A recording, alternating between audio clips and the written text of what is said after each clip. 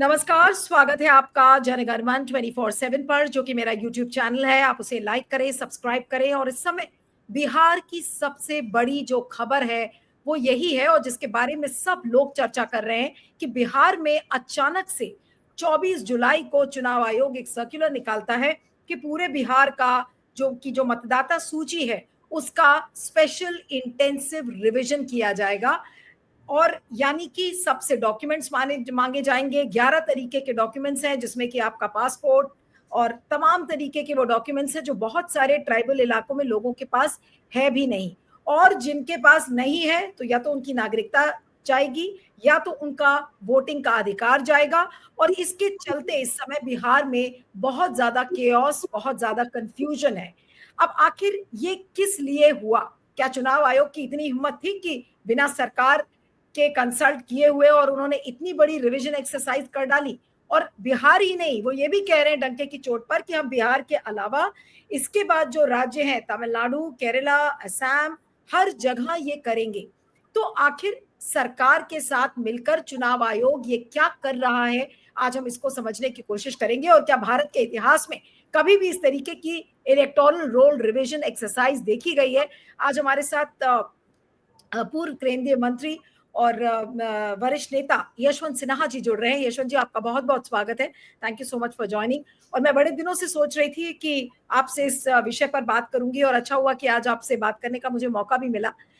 ये जो बिहार में सर हो रहा है स्पेशल इंटेंसिव रिवीजन SIR के नाम पर, क्या आपने कभी अपने इतिहास में SIR नाम की कोई चीज आपने सुनी कभी कि अचानक से चुनाव आयोग ऐसा ऐलान कर दे और सबकी नागरिकता और वोटिंग के अधिकार पर सवाल खड़े कर दिए जाए?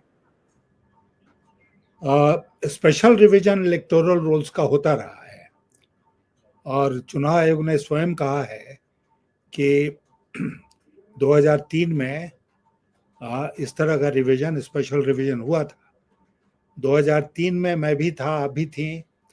मुझे तो नहीं याद पड़ता है कि स्पेशल रिवीजन को लेकर कोई हो हल्ला हुआ था, क्योंकि अगर ढंग से काम किया जाएगा और इलेक्शन कमीशन की नीयत पर कोई शक नहीं होगा तो लोग हो हल्ला नहीं करेंगे। इस बार जो हो रहा है और स्पेशल इंटेंसिव रिवीजन, और इसमें ऐसा मुझे लग रहा है, मेरा फर्स्ट रिएक्शन जो हुआ वो ये हुआ कि ऐसा लगता है कि इस इलेक्शन कमीशन के जो चीफ इलेक्शन ऑफिसर हैं और बाकी के जो सदस्य हैं वो इस प्लैनेट के नहीं हैं, वो किसी और प्लैनेट से आते हैं, और वो अपने बंद एसी कमरे में बैठकर सब चीज़ों का अनुमान लगा लेते हैं कि ऐसा करने से ऐसे होगा और इस तरह ऐसा करो। उनको तनिक भी आइडिया नहीं है कि इस समय, जैसे ये जुलाई का महीना शुरू में है, इस समय बिहार की क्या हालत होगी। और जुलाई में, अगस्त में, सितंबर में, जब तक कि नवंबर का महीना नहीं आता है, बिहार में भारी बारिश और बाढ़ की स्थिति रहती है। ये मानसून के मंथ है। और मैं व्यक्तिगत अनुभव के आधार पर आपको बता रहा हूं कि उत्तर बिहार का जो क्षेत्र है, जो कि बाढ़ में डूबता है हर साल, उसके लोग अपने गांव को छोड़कर कहाँ जाते हैं रहने के लिए? वो हाईवे जो है, नेशनल हाईवेज, उस पर छोटी छोटी झोपड़ी बनाकर उस पर रहते हैं। और उनके पास इलेक्शन कमीशन का BLO या जो भी उनका रिप्रेजेंटेटिव है वो जाएगा और पूछेगा कि ये कागज दिखाओ, वो कागज दिखाओ, और जो कागज है उसको नहीं मानेगा। इस देश में कितने ऐसे लोग हैं जिनके पास पासपोर्ट है कि वो कहेंगे अच्छा लो देखो ये मेरा पासपोर्ट है? या कितने ऐसे लोग हैं जिन्होंने गवर्नमेंट में सर्विस की है और उनके पास पेंशन का कार्ड है? तो जो सामान्यतः कार्ड लोगों के पास होता है, जिसमें आधार कार्ड है, जिसमें राशन कार्ड है, जिसमें कुछ और एक दो चीजें हैं, उसको इलेक्शन कमीशन ने अमान्य कर दिया कि ये नहीं चलेगा। जो हम कह रहे हैं आपसे दिखाने के लिए, आप वही दिखाएंगे। और बिहार के जो करोड़ों गरीब गुरबा लोग हैं वो ये दिखाने की स्थिति में नहीं है। और विशेषकर एक और परिस्थिति है बिहार के बारे में, बाढ़ को छोड़कर, जिसकी ओर मैं आपका ध्यान आकृष्ट करना चाहूंगा कि बिहार के बहुत सारे लोग बिहार के बाहर जाते हैं मजदूरी करने के लिए, और वो सामान्यतः वहीं रहते हैं जहां वो नौकरी पेशा करते हैं, वो अपने गांव में नहीं रहते हैं। वोट देने के टाइम में, दिवाली और दशहरा के टाइम में, ईद और बकरीद के टाइम में हो सकता है कि आते हों अपने गांव। वोट देने के टाइम में तो निश्चित रूप से आते हैं, तो उनका जो वोट है वो अमान्य हो जाएगा, क्योंकि जब बीएलओ उनके घर जाएगा तो वो देखेगा कि वहाँ नहीं रह रहे हैं, और ऑर्डिनरीली रेसिडेंट का ये लोग दुरुपयोग करेंगे और ये कहेंगे कि भाई ये यहाँ नहीं रहता है, इसलिए इसका वोट काटो यहाँ से। तो वो न जहाँ रहता है वहाँ वोटर होगा, न जहाँ का है वहाँ का वोटर होगा।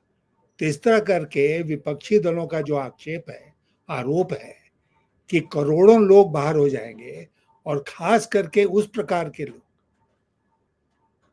जो गरीब गुरबा हैं, जिनके पास ये राशन कार्ड और आधार कार्ड के अलावा दूसरा कुछ आइडेंटिटी पेपर नहीं होगा, वो लोग स्वतः बाहर हो जाएंगे। और ये करने की जरूरत क्यों पड़ी है? और इस समय चुनाव के ठीक पहले ये एक साल पहले एक्सरसाइज क्यों नहीं शुरू किया? इसलिए मैं कह रहा हूं कि इनको बिहार की वस्तु स्थिति का तनिक भी ज्ञान नहीं है, और वहां पर एसी कमरे में बैठकर ये लोग आदेश पर आदेश निकाल रहे हैं जैसे किसी और प्लैनेट से आए। कोई भी ऑर्डर, यशवंत जी, कोई भी ऑर्डर जब निकाला जाता है तो उसके पहले उसके पीछे कोई ना कोई मंशा होती है सरकार की।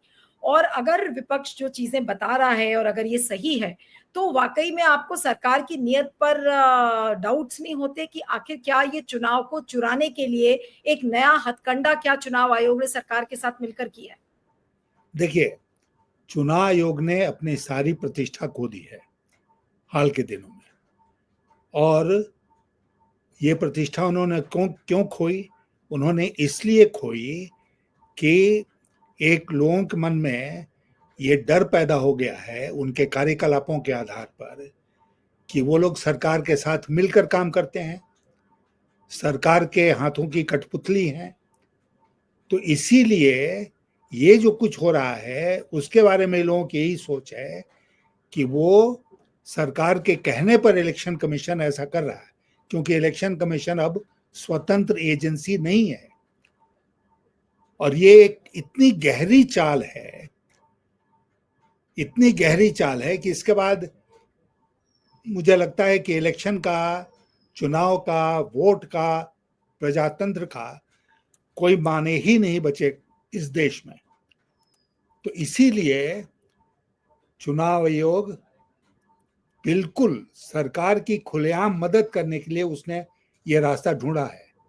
और हमको लगता है कि कोई बहुत ही कुटिल बुद्धि, कोई बहुत ही शरारती बुद्धि इसके पीछे है कि ऐसा करो, इन वोटरों को डिबार कर दो, इनको वोटर लिस्ट से गायब कर दो, इनके वोट के अधिकार को छीन लो, और उसके बाद हमारा मौज हो जाएगा, वही लोग बचेंगे जो हमको वोट देते हैं। लेकिन सर, इतनी शरारती बुद्धि के का कौन व्यक्ति हो सकता है?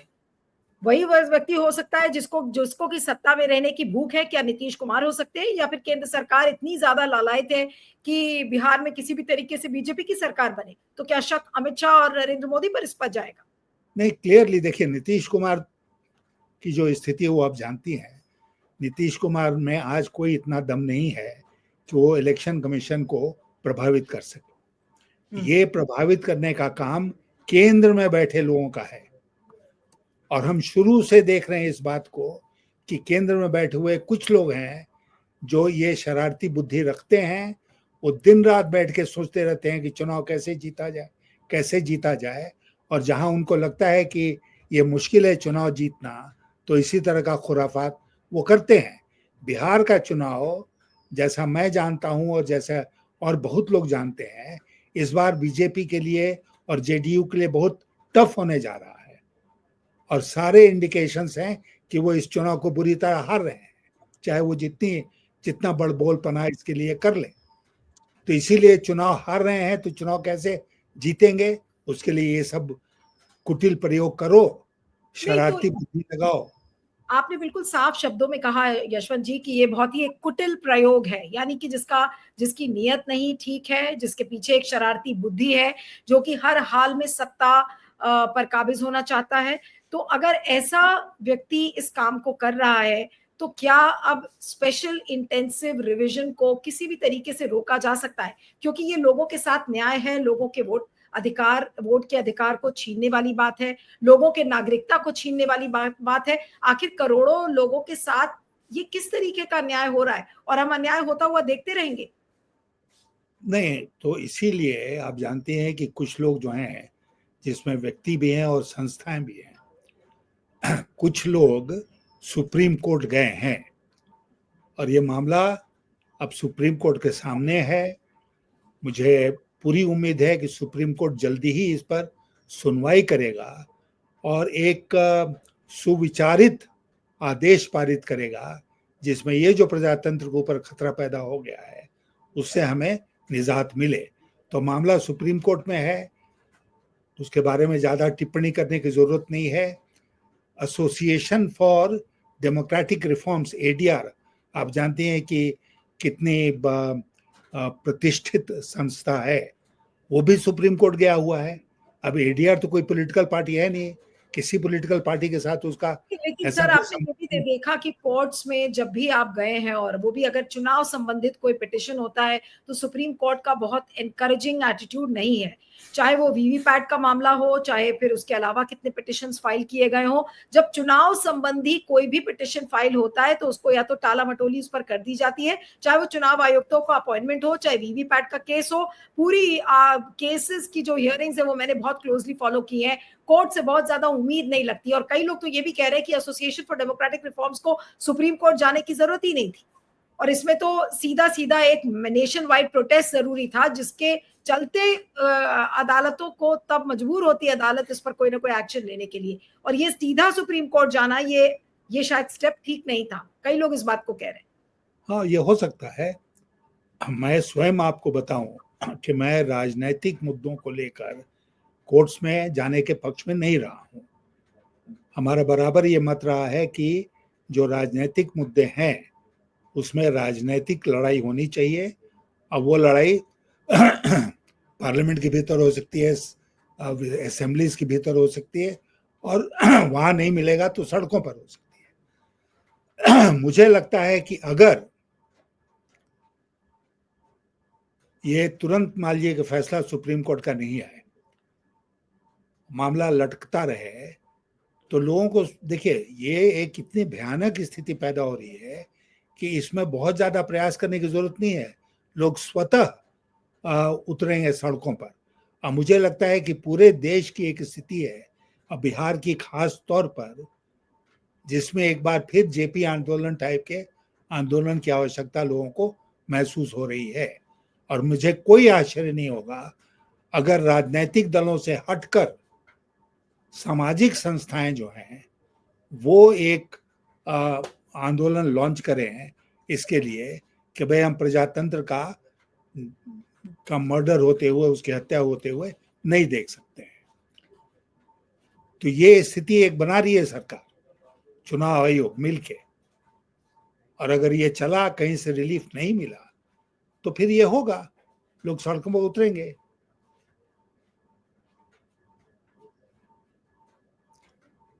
आवाज हाँ नहीं आ रही आप? हाँ हाँ, मैं ये कह रही हूँ कि अगर आप सोचे तो रोए खड़े हो जाते हैं सोचकर कि मान लीजिए कि करोड़ों लोगों की नागरिकता चली गई या करोड़ों लोगों से वोट का अधिकार छीन लिया गया, तो आखिर ये जो कैटेगरी के जो लोग हैं, सिर्फ बिहार में ही नहीं बाकी राज्यों में भी अगर इसी तरीके की एक्सरसाइज को रेप्लिकेट करने की बात सरकार बार बार कह रही है और चुनाव आयोग कह रहा है, तो ऐसे में तो लाखों करोड़ों लोग बिल्कुल एक सेकंड क्लास सिटीजन्स के रूप में रहने लगेंगे इस देश में। तो क्या होगा इनका? क्या हम देखेंगे कि डिटेंशन सेंटर्स बना बनाकर लोगों को उसमें ठूसने की कोशिश की जाएगी चुनाव आयोग और सरकार द्वारा? करेंगे क्या ये लोग? ये कई लोग कह रहे हैं ना इस बात को कि NRC by through the back door है। और आप जानते हैं कि एनआरसी जब असम में लागू हुआ तो कितने डिटेंशन सेंटर्स बनाए गए और कितने लोगों को बिल्कुल नाजायज तौर पर उन डिटेंशन सेंटर्स में रखा गया। तो मुझे लगता है कि ये सरकार बिल्कुल पागल हो गई है और ये चुनाव जीतने के लिए किसी हद तक जा सकती है, कुछ भी कर सकती है। वही स्थिति बिहार में हम देख रहे हैं। और आपने बिल्कुल ठीक कहा, और चुनाव आयोग ने स्वयं इस बात को स्वीकार किया है कि आने वाले जितने चुनाव हैं उसमें हम यही फॉर्मूला लगाने जा रहे हैं। तो इसलिए बंगाल का चुनाव होगा या कोई और तमिलनाडु का चुनाव होगा, उसमें इसी तरह का फॉर्मूला लगाया जाएगा और जो वोटर हैं उनको वंचित किया जाएगा उनके वोट के अधिकार से, और उनकी नागरिकता एक तरह से समाप्त हो जाएगी। वो इस देश के नागरिक रहेंगे ही नहीं। मतदाता सूची का रिवीजन आपने कहा कि इसके पहले भी हुआ है, लेकिन मतदाता सूची के रिवीजन की आड़ में लोगों के वोट का अधिकार छीनना, लोगों की नागरिकता छीनना, ये तो शायद मैं पहली बार सुन रही होंगी यशवंत जी। बिल्कुल, क्योंकि मतदाता सूची के रिवीजन का मतलब होता है कि उसमें जितने नए वोटर हैं उनको ऐड करो। ये नहीं होता है कि जो वोटर उनको गायब कर दो लिस्ट से। ये होता है कि नए वोटर इसी बीच में आए होंगे, उनको ऐड करो और मतदाता सूची को और ज्यादा यथार्थ बनाओ, रियलिस्टिक बनाओ। लेकिन ये इतना बड़ा एक्सरसाइज है, मैं आपको बताना चाहूंगा अपने अनुभव के आधार पर कि अभी मैं आपसे बात कर रहा हूँ हजारीबाग में मैं हूँ। हजारीबाग शहर के अंदर चुनाव में मैं देखता था, जब मैं बूथ बूथ घूमता था, कि बहुत से लोग बिल्कुल व्याकुल होकर मुझसे कहते थे मेरा नाम काटा हुआ है, मेरा नाम नहीं है इस लिस्ट में। तो एक तो पुनरीक्षण सही नहीं हुआ, और दूसरा कि कोई भी उसमें एक रेड इंक से कलम चला देता था और वो नाम कट जाता था। कौन करता था, क्यों करता था? तो इस तरह के हथकंडे जो हैं, लेकिन वो स्मॉल स्केल पर होते थे, इतने बड़े व्यापक पैमाने पर वो नहीं होता था। वो कोई बीएलओ टाइप का नीचे का पदाधिकारी होगा जो ये काम करता था। लेकिन इलेक्शन कमीशन के सर्वोच्च पदाधिकारी जो है, पूरा कमीशन, अब वो कराए इसको। और बीएलओ कौन है? कोई स्टेट का चीफ सेक्रेटरी है बीएलओ? अरे वो जो सबसे छोटा स्तर का पदाधिकारी होता है इलेक्शन के टाइम में, जो इलेक्शन का काम करता है, वही है ना। उससे हम कितनी ईमानदारी की उम्मीद रख सकते हैं? और जो प्रक्रिया है उसको पूरा करने के लिए टाइम नहीं। जून से करके जुलाई के अंत तक इनको ये करना है, फिर उसके बाद अपील करने का टाइम और अपील को डिस्पोज ऑफ करने का टाइम, तब तक चुनाव आ जाएगा। एक साल पहले जैसा मैं कह रहा था, एक साल पहले इनको करना थे एक्सरसाइज, अगर करना ही था तो। एकदम अंत समय पर आकर जब वो लिस्ट से बाहर कर देंगे वोटरों को, तब किसी के पास कोई रिकोर्स बचेगा ही नहीं, कोई उपाय बचेगा ही नहीं। तो ये स्थिति बनी हुई है। नहीं, लेकिन यशवंत जी, क्या ये मोदी और शाह की सत्ता में बने रहने की क्या ये डेस्परेशन है, और इस वजह से अब इनको इस तरीके की हरकत करनी पड़ रही है? ये वही जनता से वोट जा जाकर हाथ जोड़ जोड़ कर वोट्स मांगते हैं, और आज उसी जनता को कितनी बड़ी परेशानी में डाल दिया है। क्या मुंह लेकर जाएंगे मोदी और शाह साहब बिहार की जनता से वोट मांगने के लिए? अगर लाखों करोड़ों लोगों की नागरिकता चली जाएगी, उनके वोट का अधिकार छिन जाएगा, क्या रैली में खड़े होकर मोदी जी वोट मांग पाएंगे बिहार में? देखिए, जिसके अंदर शर्म नाम की चीज नहीं, वो कुछ किसी हद तक जा सकता है, कुछ भी कर सकता है। मैंने एक बार अपनी पार्टी में, उस समय भाजपा में था, मैंने आडवाणी जी को कहा कि आप लोग बड़े नेता हैं, बड़ा मंच बनता है, जनता को बहुत दूर मंच से रखा जाता है, और आप लोग जाते हैं वहां पर भाषण देके चले आते हैं। हमारे जैसे लोग जब वोट मांगने जाते हैं तो कहीं चौक चौराहे पर खड़े होते हैं उम्मीदवार के नाते, और वहां पर 10, 20, 50, 100 जितने भी लोग जुटते हैं, उनसे हम बातचीत करते हैं। तो वो बातचीत जो करते हैं और आप लोग जो बातचीत करते हैं, उसमें बहुत अंतर है। क्योंकि अगर हम उनके साथ रिलेट नहीं करते हैं तो बहुत बड़ी दिक्कत होगी। उनको सवालों को नहीं लेते हैं। आपसे तो कोई सवाल नहीं पूछता है आपकी तकरीर के बाद, लेकिन हमसे सवाल पूछता है। तो मोदी जी जाएंगे, बड़ा स्टेज सजेगा, लोगों को पैसे दे के, खाना देकर, ट्रांसपोर्ट देकर, नगदी देकर। बंगाल में चुनाव हो रहा है तो झारखंड से लोगों को ले जाएंगे, झारखंड में चुनाव हो रहा है तो बिहार से लोगों को लाएंगे, बिहार में चुनाव हो रहा है तो आस पड़ोस से लोगों को लाकर मैती जनसभा मोदी जी की होगी, और वो पुलपिट पर खड़े होकर अपना भाषण देंगे, उसका जो भी असर हो। लेकिन मैं कह रहा हूं कि ये लोग जो हैं वो जनता के साथ उसी समय तक हैं जब तक उनको लगता है कि जनता हमारे साथ। अगर उनको तनिक भी ख्याल में ये बात आई कि जनता हमारे साथ आज के दिन नहीं है, तो जनता को धता बताते हुए कुछ भी कर सकते हैं, किसी हद तक जा सकते हैं। और वही हमको देखने को मिल रहा है बिहार में, क्योंकि इनको प्रजातंत्र में कोई विश्वास नहीं है, इसलिए ये लोग प्रजातंत्र का गला घोंट देंगे सत्ता में बने रहने के लिए। अब वही कर रहे हैं बिहार में। अभी दिल्ली में प्रांत प्रचारकों की आरएसएस की एक बैठक भी हुई थी, जिसमें कहा गया कि बीजेपी के अध्यक्ष को लेकर कुछ नाम निकल कर आएंगे सामने। अभी भी कोई नाम निकले नहीं है। भूपेंद्र यादव और धर्मेंद्र प्रधान का नाम सामने आ रहा था कि शायद उन दोनों में से किसी एक को बीजेपी का अध्यक्ष बनाया जाएगा। ये भी खबरें आ रही थी कि आरएसएस कुछ नामों पर रजामंद नहीं है। उन्होंने कहा कि भाई रबर स्टैंप नहीं होना चाहिए बीजेपी का अध्यक्ष। आपको क्या लग रहा है कि बीजेपी का अध्यक्ष अभी भी बनेगा या अभी भी उतना ही लंबा लटकेगा? अभी पता नहीं है कब बीजेपी का अध्यक्ष बनने वाला है। देखिए, या मैं मोदी शाह जी पार्टी की ये दुर्गत होगी, ये मैंने कभी सपने में भी नहीं सोचा था। मैं जब उस पार्टी में शामिल हुआ, जब तक रहा, तो राष्ट्रीय अध्यक्ष का चुनाव होता था, एक बड़ी भारी सभा होती थी जिसमें प्रदेशों के हर विधानसभा क्षेत्र के प्रतिनिधि आते थे और जनरल काउंसिल की बैठक होती थी। अब तो ये सब कुछ नहीं हुआ है, पता नहीं कब से जनरल काउंसिल की बैठक।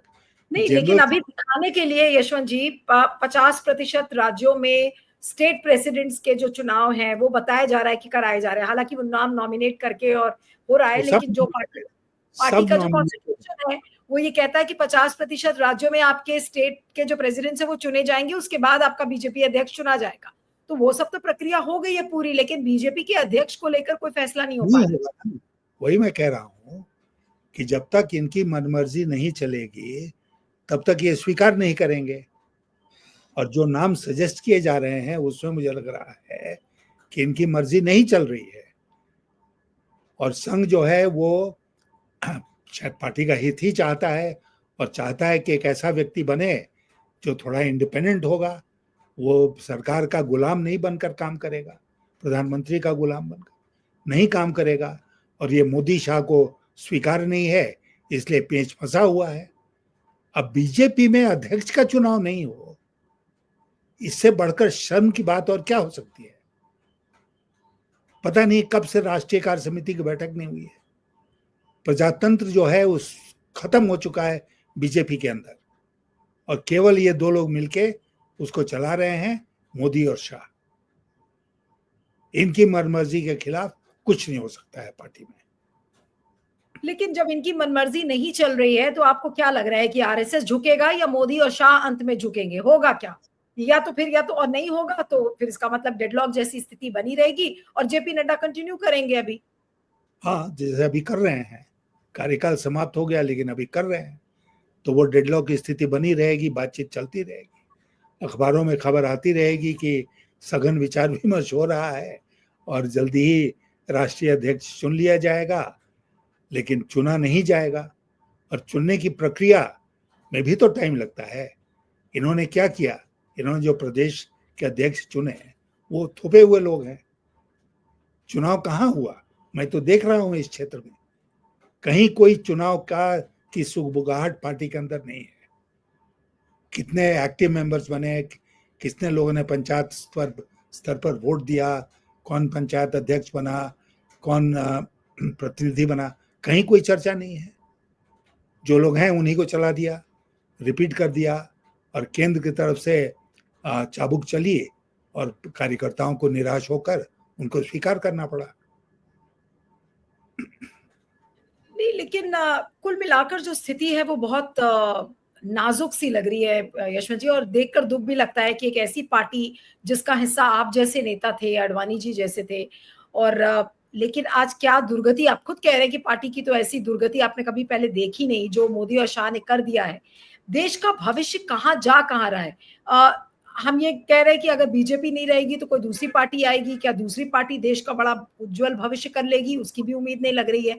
तो अभी हो क्या रहा है देश में और किस तरीके का नैरेटिव बनता हुआ आप देख रहे हैं कुछ महीनों में या अभी कुछ अभी, क्योंकि कई राज्यों में अब लगातार चुनाव है बिहार के बाद। देखिए, मुझे तो एक बात बिल्कुल स्पष्ट दिख रही है कि हाल के दिनों में जो घटनाएं घटी हैं और खास करके जो सीज फायर हुआ पाकिस्तान की झड़प के बाद, उसके बाद सरकार का ग्राफ जबरदस्त ढंग से नीचे गिरा है, जबरदस्त ढंग से। और ऐसी कोई अभी संभावना नहीं दिख रही है कि उससे ये ऊपर उठ सकते हैं, ऐसा नहीं लग रहा है मुझे। कितना भी ये लोग प्रयास कर लें, और मुझे लगता है कि मोदी जी को और शाह साहब को इसका इसका फीलिंग है, ये जानते हैं इस बात को, क्योंकि उनके पास बहुत तरह की एजेंसीज हैं जो जमीन से संपर्क में है, उनके पास रिपोर्ट्स भेजती हैं पार्टी के भीतर, सरकार में, पार्टी के बाहर। तो उनको रिपोर्ट मिल रही है कि लोग क्या सोच रहे हैं। और मैं आपको बिल्कुल स्पष्ट रूप में आज कहना चाहता हूं नीलू जी कि जनता जो है वो इस सरकार से विमुख हो चुकी है। वो नहीं चाहती है कि ये सरकार कंटिन्यू करे। अभी इसके 3.5-4 साल बाकी हैं। इसी बीच में तो कोई वोट राइट टू रिकॉल है नहीं, तो ये कंटिन्यू कर सकते हैं। अब संघ इनके बीच में जो होगा वो नहीं पता है। मोदी जी ने हम सबके ऊपर 75 साल वाला आयु सीमा लागू की थी, अब वो 75 के स्वयं हो रहे हैं, उनके ऊपर लागू होगा नहीं होगा, ये सारी बातें हैं जो अनिश्चितता के घेरे में आज के दिन है। तो इसलिए मुझे लगता है कि पूरा देश जो है, न केवल भारतीय जनता पार्टी, न केवल केंद्र की सरकार, बल्कि पूरा देश एक संक्रमण काल से गुजर रहा है। और इसलिए भी गुजर रहा है क्योंकि उसको कोई सामने साफ ऑल्टरनेटिव विकल्प नजर नहीं आ रहा है। इंडिया ब्लॉक में बहुत सारी कमियां हैं। इंडिया ब्लॉक बनाने को तो बना दिया गया, लेकिन इंडिया ब्लॉक को जिस तरह काम करना चाहिए था और जिस तरह आज के दिन काम करना चाहिए, उस तरह इंडिया ब्लॉक ने काम किया ही नहीं। तो उसकी जो एक प्रतिष्ठा बननी चाहिए थी, उसकी जो धाक बननी चाहिए थी, उसकी जो पकड़ बननी चाहिए थी लोगों के बीच में, वो पकड़ नहीं बन पाई है। इसलिए मैं कह रहा हूं कि देश एक संक्रमण काल से गुजर रहा है, क्योंकि एक तरफ सरकारी पार्टी जो है वो बदनाम हो गई है, उससे लोगों का मोह भंग हो गया है, सरकार से, केंद्र सरकार से लोगों का मोह भंग हो गया है, और दूसरी ओर कोई विकल्प नजर नहीं आ रहा। बस आखिरी के 2 सवाल यशवंत जी आपसे और करूंगी। जो ये स्पेशल इंटेंसिव रिवीजन जो हो रहा है बिहार में, उसकी चर्चा बहुत ज्यादा है। इसकी आड़ में मोदी और शाह करना क्या चाह रहे हैं? क्या अब बिहार के बाद अब क्या सारे चुनाव इसी तरह से कैप्चर करने की उम्मीद की जाएगी? क्योंकि इसके पहले हमने लोकसभा का चुनाव देखा, हरियाणा, महाराष्ट्र, दिल्ली, इन सारे चुनावों में वोट परसेंटेज को बढ़ाया गया। फॉर्म 7, फॉर्म 8 के जरिए फॉर्म 17C को उपलब्ध नहीं कराया गया। वीडियोग्राफी मांगी गई, लेकिन वीडियोग्राफी भी किसी को दी नहीं गई। उल्टा चुनाव के रूल्स बदल दिए गए, जो स्पेशल कॉन्डक्ट रूल्स थे उन्हीं को बदल दिया गया। तो अब क्या है, क्या धड़ल्ले से चुनाव को चोरी करने का प्लान अब मोदी और शाह बना चुके हैं? क्योंकि पहले जो चीजें चोरी छुपे होती थी, अब वो धड़ल्ले से हो रही है। स्पेशल इंटेंसिव रिवीजन उसी का एक नमूना है। क्या आपको भी लगता है इस तरीके से? हाँ, बिल्कुल बिल्कुल ऐसा ही हो रहा है, क्योंकि आप जब जनता का समर्थन खो देते हैं तो आप इसी तरह हथकंडे अपनाएंगे ना। चुनाव को चुराने के लिए, जैसा आप कह रहे हैं, चुनाव को हथियाने के लिए, चुराने के लिए आप इसी तरह का हथकंडे अपनाएंगे। और चूंकि इलेक्शन कमीशन आपका बंदी है, जो चाहे आप उस इलेक्शन कमीशन से करा सकते हैं, तो बहुत आसान है ना कि भाई हम खुद नहीं कर रहे हैं, इलेक्शन कमीशन कर रहा है, और इलेक्शन कमीशन इस तरह की हरकतें करेगा जिससे कि जो वोट का अधिकार है वो चला जाएगा, समय पर चुनाव भी नहीं होंगे, पता नहीं क्या होने जा रहा है इस देश में। मुझे तो लगता है कि बहुत ही भयानक एक स्थिति बनने जा रही है, क्योंकि लोग अब सरकार के साथ नहीं है। और ये सरकार ऑलरेडी लंगड़ी सरकार हो गई है। उसको लोग बोलते हैं ना कि 3 साल 4 साल के बाद कोई सरकार लंगड़ी सरकार होती है, ये 1.5 साल के भीतर ही भीतर लंगड़ी सरकार हो गई है और अब इन लोगों के हाथ में कुछ नहीं है। जनता इन पर तनिक भी विश्वास नहीं करती है। नहीं, भक्तों लेकिन को सर आप इनके अलाइज देख लीजिए, चाहे वो नीतीश कुमार हो, चाहे चंद्रबाबू नायडू हो, सब इन्हीं के साथ हैं। हम भले ही इसको रीड कर रहे हो कि लंगड़ी सरकार हो चुकी है, जनता का समर्थन ये लोग खो चुके हैं, लेकिन आप देखिए हथकंडे अपना अपना कर वोट तो बीजेपी के फेवर में ही आ रहा है। नहीं, तो वही तो मैं कह रहा हूँ आपसे ना, इस बार भी मान लीजिए कि चुनाव बिहार में होगा। बिहार का चुनाव क्यों महत्वपूर्ण है? इसलिए महत्वपूर्ण है कि अगर बिहार का चुनाव, ये अलायंस जो है भारतीय जनता पार्टी, बीजेपी और जेडीयू का, ये अगर ये हार जाते हैं, मोदी जी हार जाते हैं, तो आने वाले जितने चुनाव हैं देश में उसका असर पड़ेगा ना। ऑलरेडी लोग, इस छोटी सी बात, एक उपचुनाव हुआ गुजरात में जिसमें आप जीत गए, आम आदमी पार्टी जीत गई, उसकी चर्चा मैं हजारीबाग में सुनता हूं कि लोग बोल रहे हैं कि साहब देखिए गुजरात में भी ये हार रहे हैं अब। तो इतने बड़े पैमाने पर बिहार में अगर ये चुनाव आते हैं तो उसका असर तो पड़ेगा आने वाले सारे चुनाव पर। तो उससे ये बचना चाहते हैं और इसीलिए जी जान से लगे हुए हैं कि किसी तरह चुनावी प्रक्रिया में दखल देकर कुछ भी करके बिहार के चुनाव को हम अपने हाथ में, अपने खेमे में ले आए। और उसमें जैसा आपने शब्दों का प्रयोग किया कि चुनाव चुराना, they will still this election. आपको क्या लग रहा है सर, इतने सारे लोगों के तो डॉक्यूमेंट्स मांगे गए, कईयों के नाम काटे गए, बहुत केओटिक सिचुएशन है इस समय बिहार में। आपको क्या लग रहा है कि अगर ये प्रोसेस चलता रहा, जो कि 25 जून को शुरू हुआ था, 25 जुलाई को खत्म होगा, तो ऐसे में क्या आधा चुनाव ऑलरेडी लूट लिया गया होगा अब तक? बिल्कुल, बिल्कुल लूट लिया गया होगा, क्योंकि ये जो हैं सबसे नीचे तबके के लोग जो इसमें बाहर हो जाएंगे, वो लोग बीजेपी के वोटर नहीं हैं, आप जानते हैं इस बात को।